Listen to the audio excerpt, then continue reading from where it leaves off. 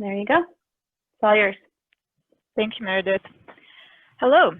Well, our topic today is how to effectively train our next generation of interior designers to use embodied carbon as a design criterion. My name is Morana Medved, and I'm a lecturer at San Jose State University in California, and also Director of Interiors at Artik Art Architecture. And presenting with me today is... Hello, I'm Nic Kaspereen, and I'm a designer at Holly Peterson Snyder and a graduate of the San Jose State Interior Design Program. This quote conveys my teaching strategy. It's unlikely you'll remember what was presented today if you don't apply it to your project, but if you do it and apply it, I'm sure it will stick. And the strategy is based on Bloom's taxonomy of how learning process builds from memorizing and understanding information to higher levels where it can be applied and analyzed. So let's look at how we use this principle to structure a class. We started by explaining the concepts and immediately asked students to apply them in a partner exercise to make sure they remember. After that, we provided them with tools to gather more information and send them off with a homework assignment to apply the knowledge to a hospitality project they've already been working on throughout the semester. And in the end, they reconvened to discuss and analyze the results. And I'm going to hand it off to Nic, who will show you the details of how this quick project worked. Thank you, Morana. We started the class off by asking the students what LCA is, and then we provided this visual and explained it so the students could better understand the full impact of a product on the environment and where it fits in a UPD.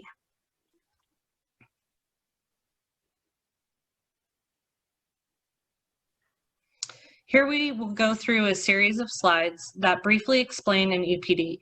When reading an EPD, there are several key things to look out for. We highlighted the important data provided by the manufacturers and showed the students how it could be used to compare products in the same category. Once the students understood the data, we sent them out into pairs to see if they could find the information, compare it, and determine which product was the better product to use based off of global warming potential. Global warming potential, also known as GWP, provides a common unit of measures so that we are able to do this. At first, it might seem impossible, but with teamwork and exploration, the students really took to it. We created an assignment that could be used to find the lowest impact materials for the students' hospitality project. Using what they learned about EPD and LCA, they were able to apply their new knowledge. And in part A of the assignment, the students remember how to find an EPD, read it and compare it by considering the LCA of the interior materials. Then they choose 3 categories out of the 6 we provided them, select 2 options for each category and compare. Then record their findings by including which product they selected and brief notes about what they found for their project.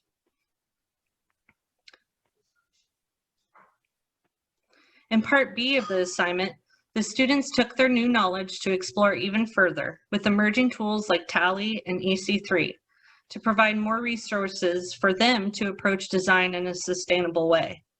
And here's Morana with some examples.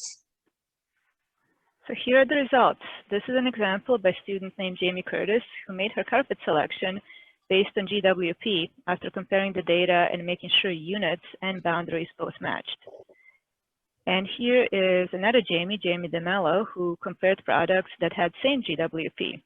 So she took it a step further and decided to look into additional characteristics to make her selection.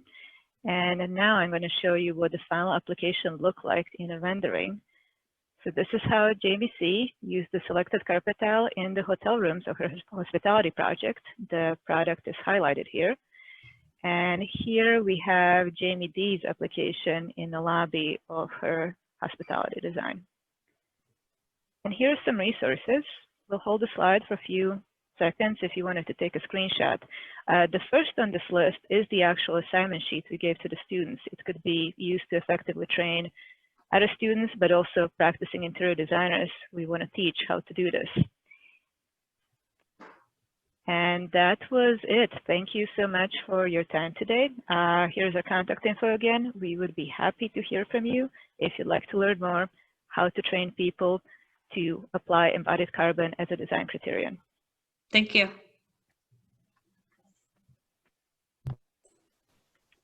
Great. Thank you.